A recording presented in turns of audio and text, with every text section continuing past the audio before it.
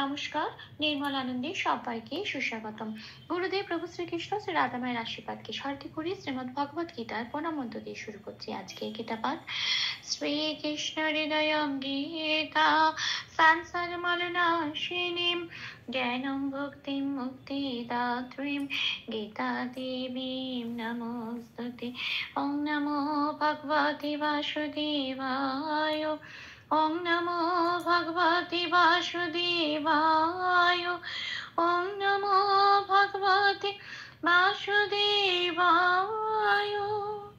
রাধে রাধে রাধে রাধে রাধে রাধে রাধে রাধে রাধে রাধে। শ্রীমদ্ ভগবত গীতা চতুর্থ অধ্যায় শ্লোক নাম্বার 29। আপানি যুবতি প্রাণম প্রাণে পানম তথা পরে প্রাণাপানো গতিরুদ্ধা প্রাণায়াম পরায়ণাঃ। আচ্ছা, এখানে প্রথম লাইনের প্রথম পাঠটুকু হচ্ছে অপানি যুবতি প্রাণাং।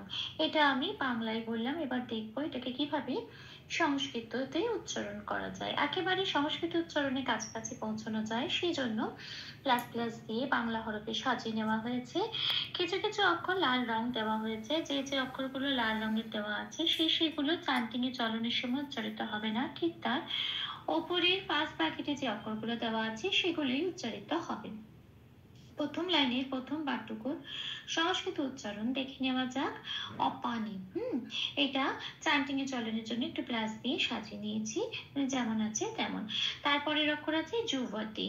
হ্যাঁ, আচ্ছা, এই শব্দটা যুবতীতে হয় বয়, এই যে অক্ষরটা আছে এটা যুক্ত অক্ষর। যুক্ত অক্ষর থাকলে একটু ভেঙে বলতে হয়, হটা আগে আছে, তাই হয় হসন্ত লাগিয়ে হটাকে বাইরে বার করবো। হসন্ত লাগানো মানে এটা একটা অর্ধ হ, এই অর্ধ হ বর্গীয় জয়ের সাথে জুড়ে যুক্ত হয়ে এটা হলো যু। আর বতিটা বটা পড়ে রইল, বয় লাল দিয়েছি তার কারণ পাশের ক্যালেন্ডারে 2 নম্বরে তালিকাভুক্ত করে দেওয়া আছে বয়ের উচ্চারণ ও প্লাস অ ওয়া। আচ্ছা, এই যে ওয়া, এটা মুখটা খুলে বলতে হয় ওয়া। টিটা যেমন আছে তেমন, তাহলে শব্দটার উচ্চারণ সংস্কৃততে পেলাম যুবতী। এটা যেহেতু অর্ধহা যু বলছি, এখানে অর্ধহটা উচ্চারিত হয়ে যাচ্ছে। আচ্ছা, আসি পরের শব্দে প্রাণাম। প্রাণামে প্রাটা যেমন আছে তেমন মধ্য ন পূর্ণরূপে উচ্চারিত হবে, অনুস্বার আছে শব্দের শেষে।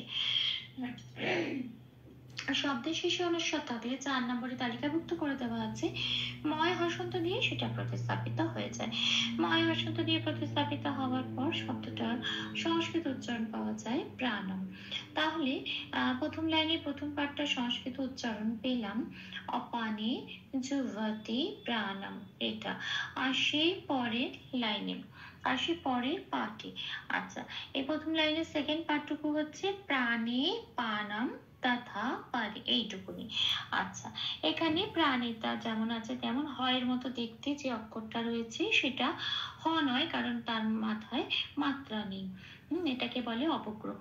এই অবগ্রহের কাজ হচ্ছে আগের অক্ষরে যেটা আছে, যেমন 9 একার আছে, একারটা এক মাত্রা বাড়িয়ে দেওয়া। এই একারটার উপর একটু জোর দিয়ে বল, যেমন আমরা বলি নমস্তুতে বলে যে টানটা দিই, নমো বলে ওখানে একটা অবগ্রহ আছে।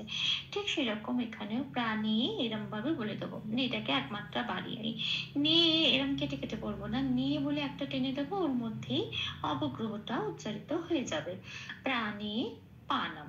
আচ্ছা, পানামে এখানেও শব্দের শেষে অনুস্বার আছে, 4 নম্বরে তালিকাভুক্ত করে দেওয়া আছে, ময় হসন্ত দিয়ে প্রতিস্থাপিত হয়ে যাবে। ময় হসন্ত দিয়ে প্রতিস্থাপিত হবার পর শব্দটা সংস্কৃত উচ্চারণ পাবে প্রাণে পানাম। এটা আসি পরের শব্দে তথা পারে। হ্যাঁ, আচ্ছা, এখানে তথা পারেতে তথা যেমন আছে তেমন এখানে আবার একটা অবগ্রহ আছে। এখানে অবগ্রহতে আগের অক্ষর হয় আকার আছে, তাহলে আকারটাকে এক মাত্রা বাড়িয়ে দেবো, এটাই অবগ্রহের কাজ। এই আকারটা জোর দিয়ে বলা, তথা এটা হচ্ছে অবগ্রহের কাজ। তথা বলে বলবো, পরেরটা যেমন আছে তেমন।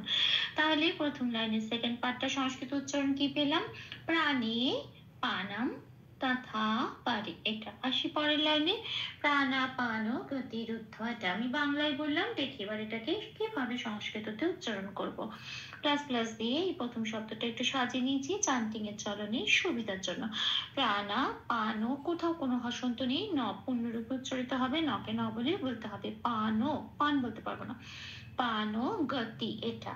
আচ্ছা আসি পরের শব্দে রুদ্ধয় দয় ধয় বয় আকার আছে, এটা একটা যুক্ত অক্ষর, সেই জন্য দট আগে আছে, তাহলে হসন্তটা দয় লাগাচ্ছি আর দটাকে বাইরে বার করে আনছি, অর্ধদা তৈরি হলো, এটা রয় হস্যের সাথে জড়িয়ে উচ্চারিত হলো রুদ, আর ধয় বয় আকারটা পড়ে রয়েছে। এবার এই যে ধয় বয় আকারটা, এবার এই বটা, হ্যাঁ বয়ের উচ্চারণটা উপরের ব্র্যাকেটে বোঝানো হয়েছে। বয়ের উচ্চারণ 2 নম্বরে তালিকাভুক্ত করে দেওয়া আছে ও প্লাস অ, কিন্তু আমরা বলেছি বয় আকার, তার মানে ও প্লাস আ। এবার এটা ধয়ের সাথে পড়ে দিতে হবে, তাহলে হবে ধোয়া, ধোয়া এটা।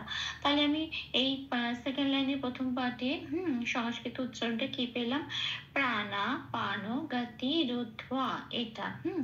এবার আসি পরের শব্দে, প্রাণায়ামা পারায়ণা, এটা আছে বিসর্গ, ঠিক আছে।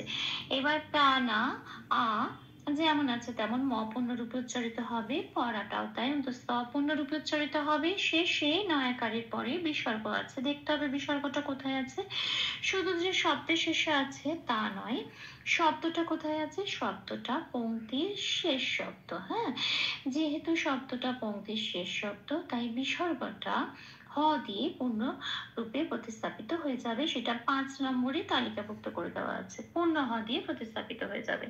শুধু তাই নয়, আগের অক্ষর মধ্যে নয় আকার আছে, তার সাথে মিলিয়ে এটাও হবে হয় আকার এটা। তাহলে আমি শব্দটা কি পাবো, প্রাণায়ামা পারায়ণা হা এটা। আচ্ছা তাহলে ভুল ত্রুটি ক্ষমা করে দেবেন, অনুশীলনের সুবিধার জন্য 3 বার করে চান্ট করে দেওয়ার চেষ্টা করলাম। अपानि जुह्वति प्राणं प्राणे पानं तथा परे प्राणापानगतिरुद्ध्वा प्राणायामपरायणाः। अपानि जुह्वति प्राणं प्राणे पानं तथा परे प्राणापानगतिरुद्ध्वा प्राणायामपरायणाः। अपानि जुह्वति प्राणं प्राणे पानं तथा परे प्राणापानगतिरुद्ध्वा प्राणायामपरायणाः। राधे राधे राधे राधे राधे राधे राधे राधे राधे राधे। तप्त कांचन गौरांगीं राधे वृंदावनेश्वरी वृषभानुसुते देवे तां प्रणमामि हरि प्रिये। প্রভু শ্রী রাধামার কৃপা দৃষ্টি আমাদের সবার উপর বর্ষিত হোক। ধন্যবাদ। আপনাদের উৎসাহই আমার অনুপ্রেরণা, আমার সকল ভুল ত্রুটির ক্ষমা প্রার্থনা প্রভুর চরণে অর্পণ করলাম। ওম কৃষ্ণায় বাসুদেবায় হরয়ে পরমাত্মনে প্রণতক্লেশনাশায় গোবিন্দায় নমো নমঃ। ওম শ্রীকৃষ্ণার্পণমস্তু। জয় শ্রীকৃষ্ণ।